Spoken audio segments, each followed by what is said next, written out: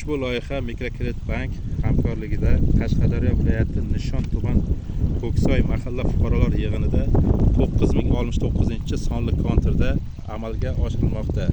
Bu yerda yong'oq ekilgan.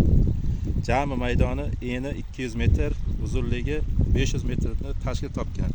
Jami 10 gektarni tashkil qiladi. Bu yerdagi ekinlar zamonaviy usullar bilan parvarishlanmoqda. Hozirda ekinlar ekilgan, unib chiqqan va gullash jarayonida.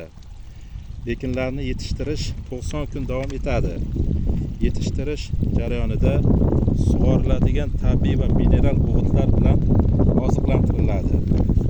Ushbu loyiha 10 ta dehqon xo'jaliklari biriktirilgan bo'lib, har bir dehqon uchun o'rtacha 1 gektardan yer maydonlarini to'g'ri keladi. Loyihani samarali amalga oshirish uchun lider tadbirkor, ya'ni Mixli Hasanovich fermer xo'jaligi biriktirilgan. Ushbu loyiha bo'yicha har bir gektardan 2 tonna jami 20 tonna hosil olish rejalashtirilgan. Kelajakda ekin maydonini kengaytirish va shu orqali dehqon xo'jaliklarining daromadlarini oshirish niyatidamiz.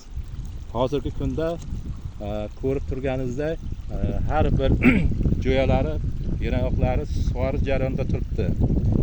Kelgusida buni o'rniga piyoz ekish rejalashtirilmoqda.